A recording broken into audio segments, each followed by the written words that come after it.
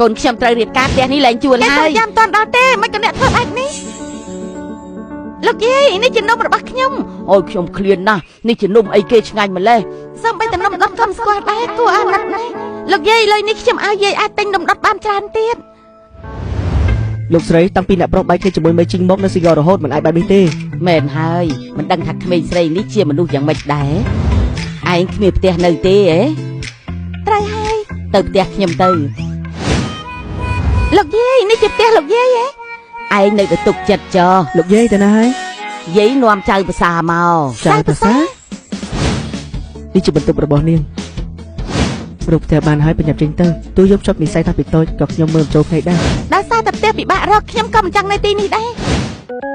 លោកយាយពេលយាយនៅក្មេងស្អាតណាស់អញ្ចឹងទៅឥឡូវនេះក៏មិនអន់ដែរមាត់ឯងផ្អែមណាស់នៅសំដែងទៀត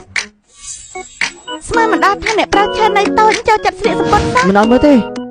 ខ្ញុំបានថតរួចហើយខ្ញុំនឹងលាក់វាទុកឲ្យល្អនាងយាយនឹងតាឯងស្រឡាញ់គ្នាដំបូងក៏ចូលចិត្តឆ្លោះគ្នាអញ្ចឹងដែរលោកយាយចូលឆ្នាំហើយខ្ញុំទិញខោអាវឲ្យយាយខោអាវទៀតហើយមិនចេះឲ្យរបស់ផ្សេងទេអីគ្មានចិត្តមែនខោអាវល្អណាស់កក់ក្ដៅខ្ញុំទៅក្រុមហ៊ុនសិនហើយមិនក៏ឲ្យតាក់ស៊ីមិនបានទេចាខ្ញុំជូននាងចុះលោកចិត្តល្អម្ល៉េះខាងមុខស្ទះចរាចរណ៍ហើយនាងហៅឡានក៏មិនបានដែរហើយអាកាសធាតុនេះក៏ត្រជាក់ទៀតហើយទៅខ្លួនឯងទៅអេឆាស៊ីចៅស្រីយ៉ាងម៉េចក៏ឯងទើបទៅមកដល់ខ្ញុំទៅទិញកាដូចូលឆ្នាំឲ្យយាយនេះគឺទៅដោះគោអ៊ីលីស៊ីងលោកយាយអាយុច្រើនហើយជាតិស្ករមិនទៀងរកអាហារបំពន់ត្រូវតែប្រយ័ត្នទឹកដោះគោនេះគ្មានជាតិស្ករក្នុងនេះមានសារធាតុចិញ្ចឹមច្រើនណាស់មានសារធាតុពីរនេះល្អចំពោះសុខភាពហើយមិនហ៊ានញ៉ាំអាហារបំពន់ផ្សេងស័ក្តិសមជាមួយលោកយាយណាមួយនេះល្អណាស់ល្អជាងជូនខោអាវទៅទៀតត្រូវហើយមិត្តភក្តិខ្ញុំក៏ទិញជូនអ្នកផ្ទះដែរថ្ងៃក្រោយលោកយាយហូប2ដងក្នុងមួយថ្ងៃហូបអស់ហើយខ្ញុំទិញឲ្យទៀត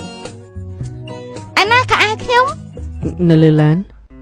សុំទោសផងខ្ញុំមិនគួរលោកចេះសុំទោសទៀតចង់ធ្វើបាបខ្ញុំទៀតហើយអត់ទេអរគុណដែលទិញអាហារបំពន់ឲ្យលោកយាយល្អនឹងខ្ញុំណាស់គឺជាការគួរទេហើយពាក់វាទៅមិនបាច់ទេសំណាងឲ្យដែលមកក្តៅខ្លួនលោកខ្ញុំខ្លាចនាងឈឺលោកយាយបារម្ភនេះសំជាគូដណ្ដឹងបន្តិចទីបំផុតចាប់ដើមហើយសង្ឃឹមថាគេភ្លេចមិនជីងចុះទើបខ្ញុំអាចពោចៅបានលឿនម៉ែដោះសុំច្បាប់ហើយការងារបោះផ្ទះដាំបាយប្រគល់ឲ្យពួកឯងហើយមិនមែនទេដឹងថតពេលនាយកឆើបោះសម្អាតលើកទី1មិនឲ្យថតទេហើយបងប្រុសមកខ្ញុំនឹងជួយនាងសុំញ៉ាំដែរបែបនេះពួកគេអាចចាប់ដើមហើយថ្ងៃនេះឲ្យលោកស្គាល់ធ្វើដៃធ្វើម្ហូបខ្ញុំម្ដងអ្នកនាងស៊ូខ្ញុំរកផ្ទះឲ្យនាងបានហើយនាងបន្តនៅផ្ទះខ្ញុំចុះក្រែងលោកចង់ឲ្យខ្ញុំចេញមែនទេខ្ញុំខ្លាចលោកយាយមិនសប្បាយចិត្តលោកស្រាញ់ខ្ញុំឲ្យតែដឹងខ្ញុំឆេស៊ីខានជួបគ្នាយូរហើយមិនជីងនាងគឺខ្ញុំជានេះគឺជាអ្នកបម្រើ